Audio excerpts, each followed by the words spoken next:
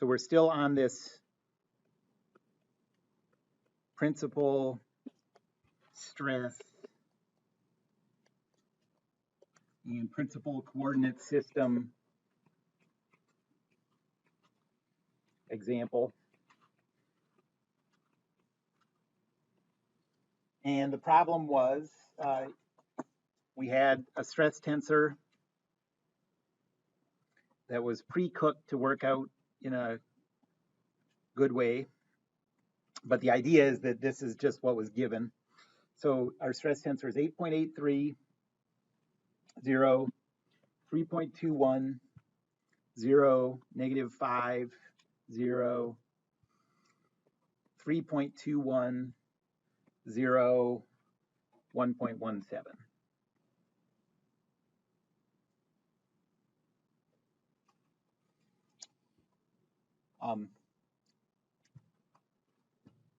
And we want the principal stresses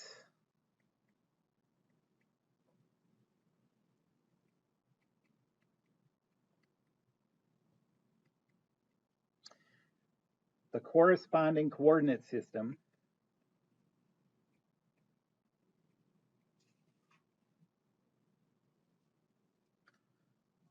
and the maximum shear stress.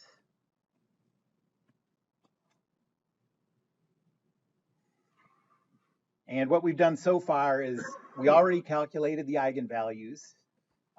We did that by setting that determinant.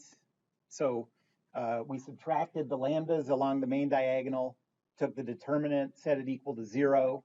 That gave us a cubic polynomial. And so we already found that the principal stresses are 0, 10, and -5.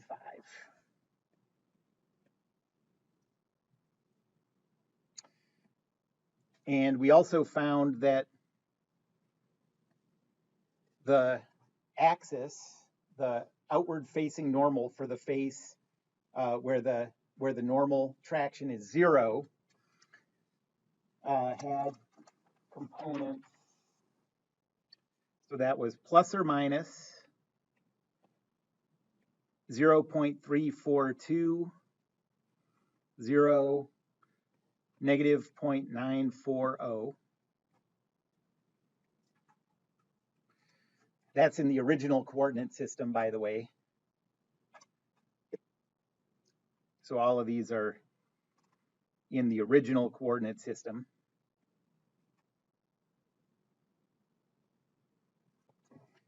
Now we have 2 more axes to find. Well, actually, since we're looking for a coordinate system, it's enough to just do it one more time. And then if, say, you have 2 of the coordinate axes, you can find the third one just with a cross product. Okay, you don't have to go through the third eigenvector calculation. But so let's do it for 10 now. So everyone remember where we are in this problem? This all sort of makes sense. You kind of remember what we did? Okay, so now we're going to use lambda equals 10. And so we have this equation that says 8.83 minus 10, 0, 3.21, and then 0, -5 minus 10, 0, and then 3.21, 0, and 1.17 minus 10. That's what it was, right? Yes.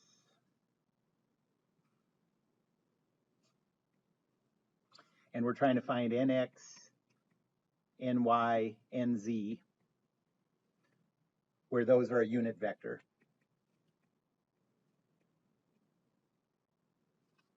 So we're going to specify that's a unit vector because even though this is 3 equations, remember this happened on the last one and it's going to happen anytime you do this, this is going to happen. Only 2 of those equations are independent. The third one is dependent on the other two. And so you can always specify one parameter. And so the way we're going to do it is by making this a unit vector. Okay.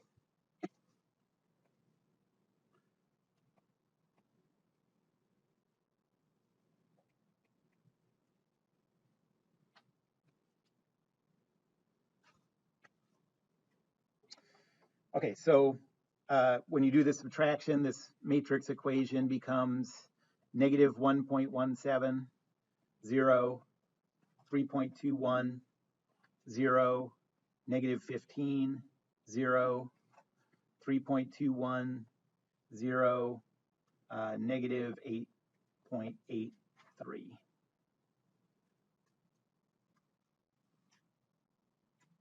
Nx, Ny, Nz is equal to 0. Okay, so since we're using lambda equals 10, and we put that into the equation, this is going to be the eigenvector that corresponds to lambda equals 10. Okay, so we're coming up with the axis, basically the outward facing normal for the face that has a traction of 10.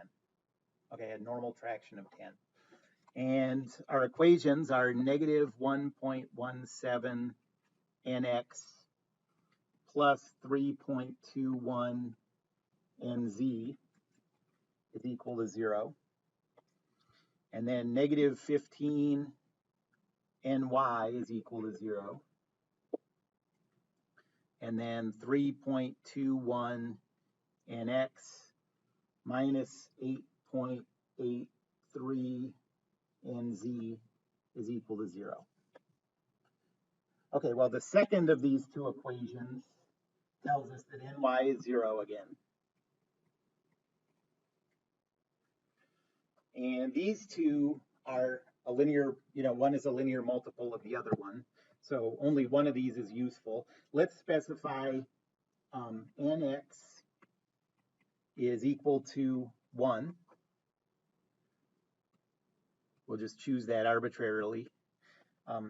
And we get negative 1.17 times 1 plus 3.21 nz is equal to 0.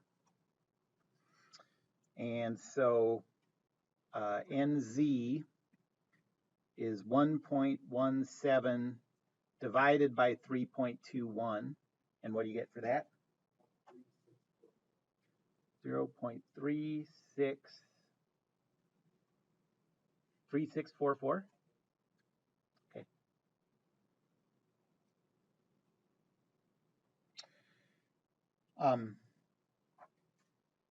And so we have this, so now we have this eigenvector, but it's not a unit vector yet.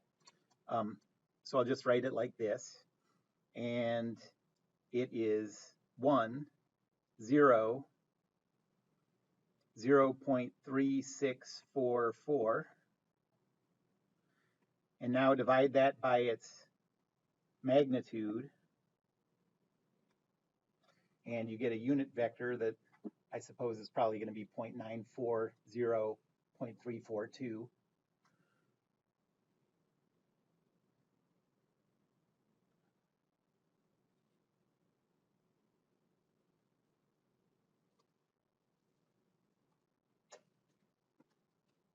Okay, so let's think about what we know now.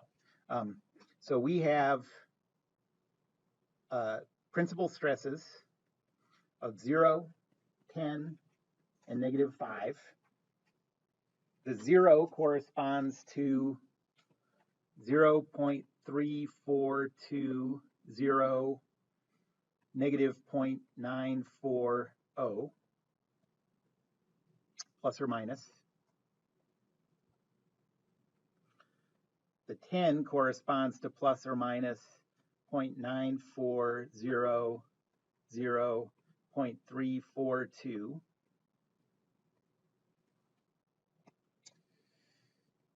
And we haven't done this one yet. We don't have to, but let's think about some of the possibilities here. So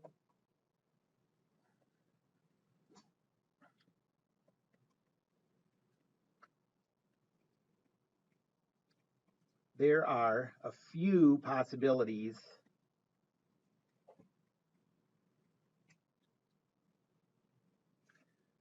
now for the principal stress tensor and the coordinate system that that principal stress tensor is in. You know, the principal coordinate system.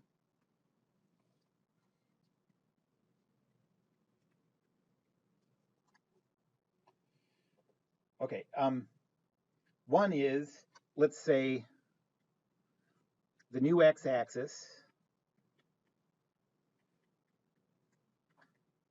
is the old 0.342, 0, negative 0.94. Okay.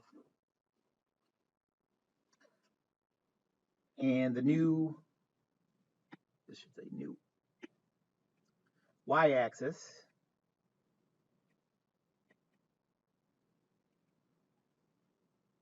is 0.940, positive 0.342.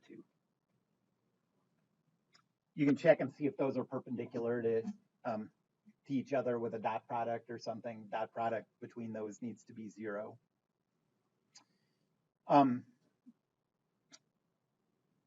So now, what does that mean that the z-axis is?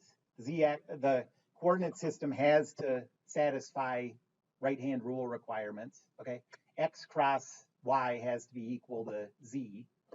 So you can just take the cross product of, you know, so let me write it like this. You can take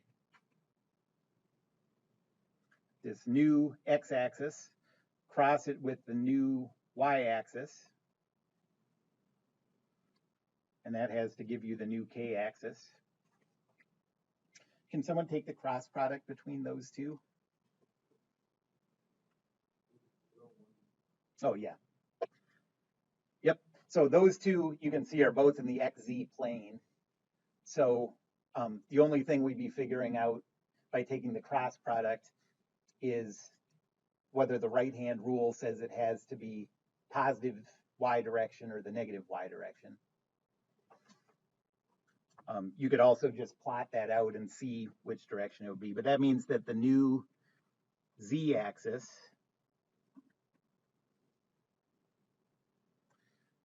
has to be 0, 1, 0. Okay. So in that coordinate system,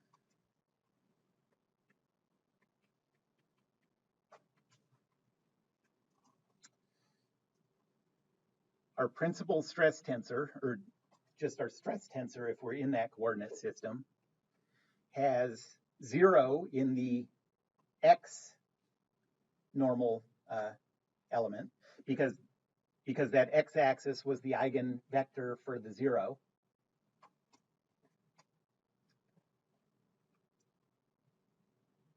Positive 10 for the y because our y-axis was the eigenvector for the 10. And then negative 5.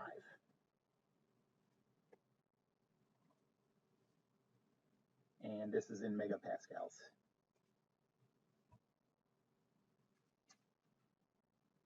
Yep.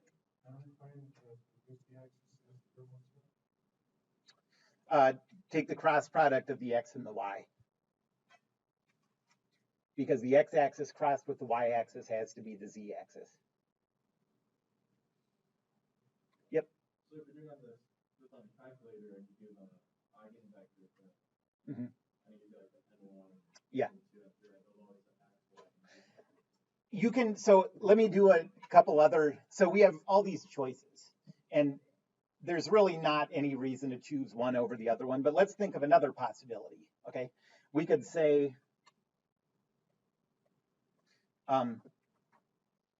well, we could say that we want the x-axis to be you know, this is the one that's closest to the x-axis. Okay. So maybe we want to make that our new x-axis so we don't have to rotate them as much, you know. So the new x-axis is 0.940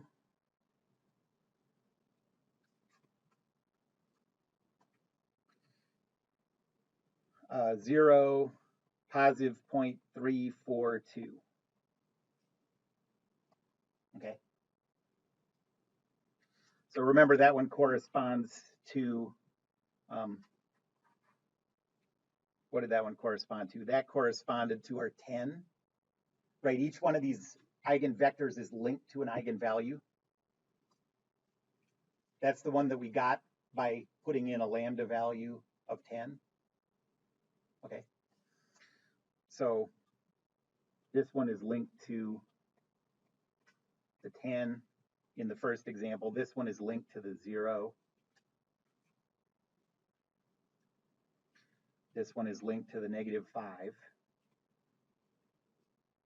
So now in this new example, this is the one that's linked to the 10. Yep.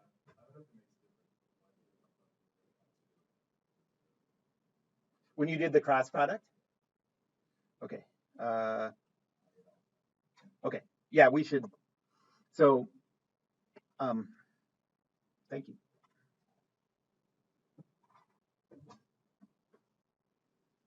You can't use a coordinate system where the z-axis is not x cross y. So that would cause problems eventually. Okay, so now let's call this, since that is closest to our old x-axis, let's call this our new x-axis. But remember, this is still the eigenvector that's linked to the 10. Okay. And now the one that's closest to our y-axis is, so our new y-axis is our old y-axis.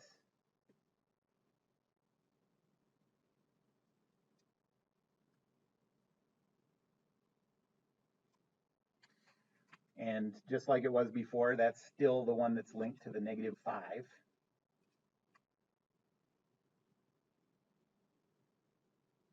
Okay.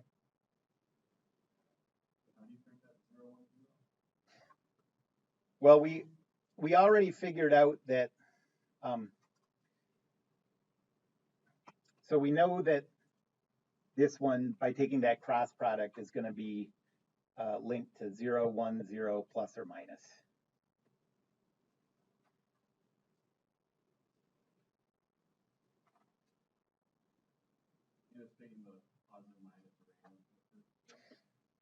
You can pick them at random, or you can have some reason to pick them the way you do, or you can do them in order. A lot of people do them in order from the maximum eigenvalue to the minimum eigenvalue. But no matter how you choose to order them, you just have to choose a coordinate system that satisfies x cross y is equal to z. Okay. So that's the new y-axis, and now x cross y has to be equal to z. If you took that cross product, you'd get back your new z-axis, which would be negative 0.3420, positive 0.940.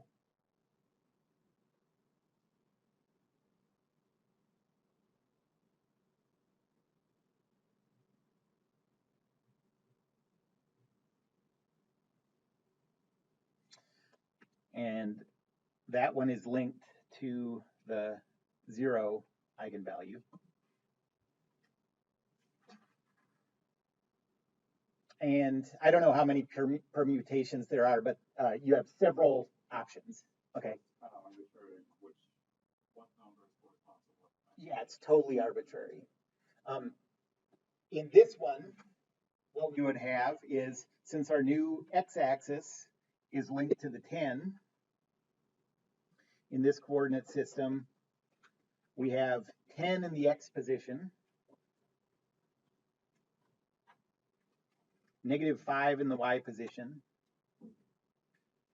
0 in the z position.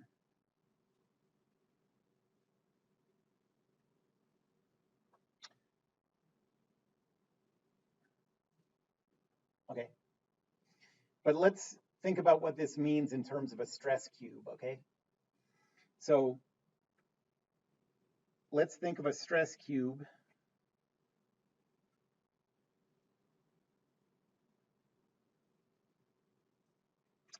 And we know that, well, let me draw it associated with this one.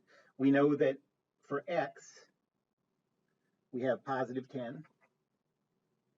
For y, we have -5. And for z, we have 0. Okay. Well, on the other coordinate system we chose, this was the positive x base, the one with 0. Right? And the one with 10 was the positive y face. So let's see. So this is x, this is y. Actually, okay, this is x, this is y. That means positive z is underneath. Okay. X, y, x to y. Yeah. So what I'm trying to show here is this stress cube still works for the other principal stress, just the different faces have the different labels. Okay. So as a stress cube, it still tells the same story, even though you're choosing different faces to represent the different. Okay. So this can be x, y, z, or this can be x, y, z. Okay. But it all matches with our calculations.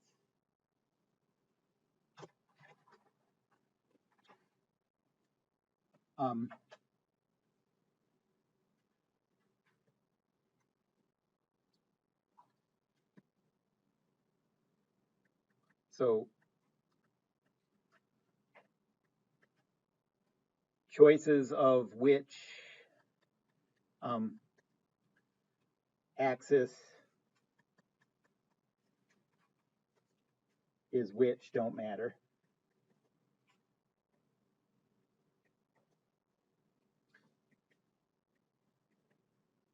As long as the x-axis crossed with the y-axis is equal to the z-axis.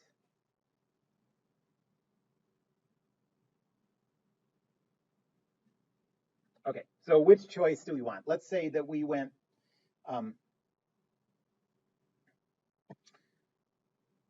and if you plug this into a calculator, so what my calculator gave was the values in order 10, 0, -5. And the corresponding axes were 0.940, 0.342, -0.342, 0.940, and 0.10. Okay, but that's just one of these permutations. Okay. So, you know, your calculator will give one of these acceptable permutations.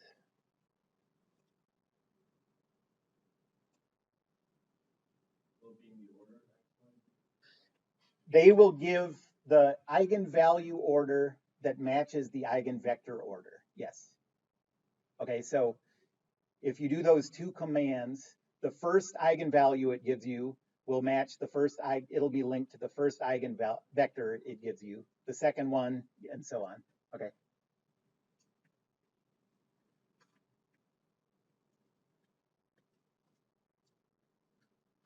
Okay, so let's say that we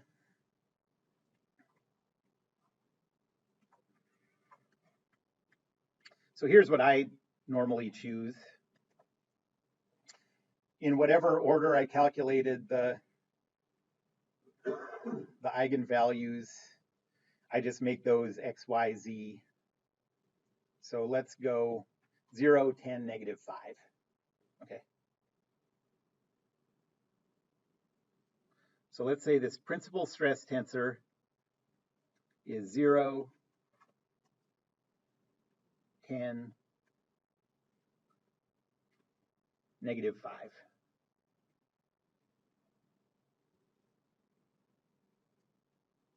Okay. And that corresponds to some coordinate system. It actually corresponds to two coordinate systems. Like say it corresponds to this coordinate system and the exact opposite of that with everything opposite. Yes, it should.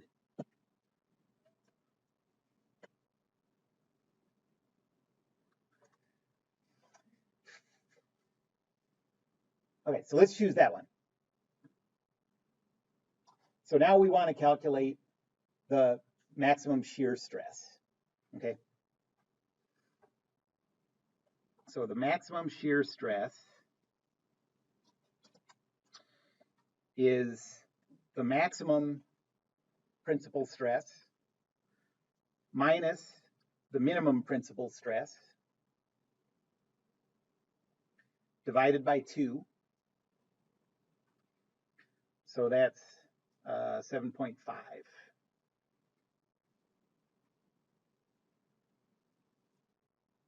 Okay.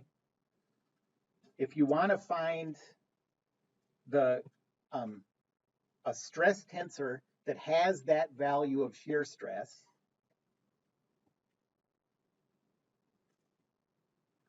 so if you want to find a stress tensor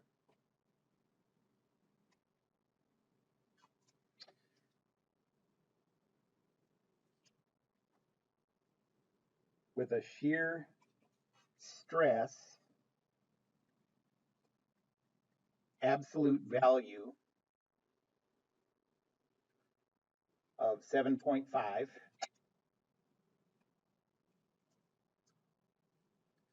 identify the axis corresponding to the middle eigenvalue,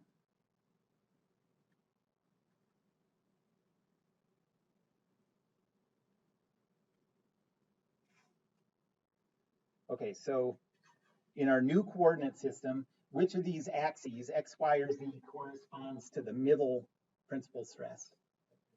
X, yep, because that 0 is the middle of the 3.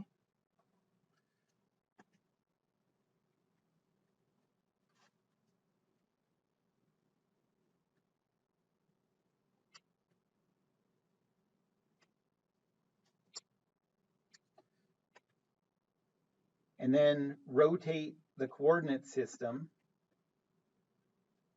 plus or minus 45 degrees about that axis.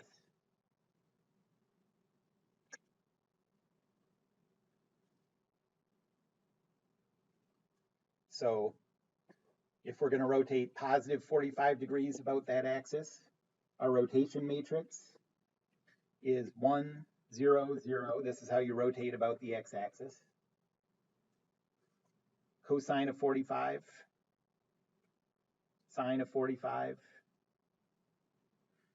negative sine of 45, cosine of 45.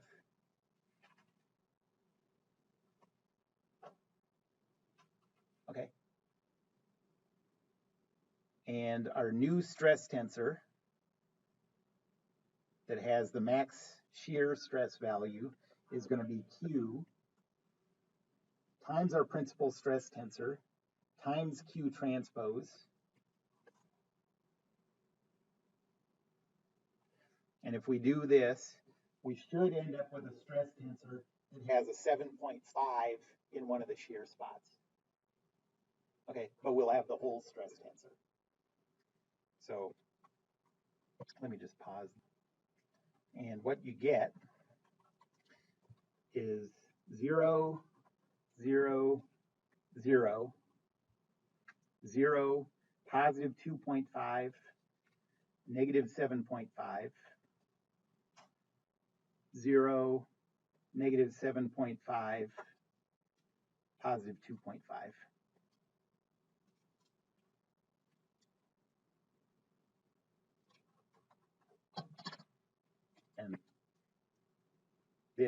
And this show our max shear that we calculated.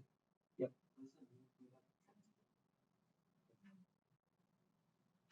You probably did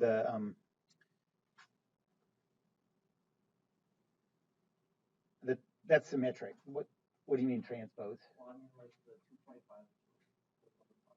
Oh, okay. That probably means that maybe you had to transpose this times q.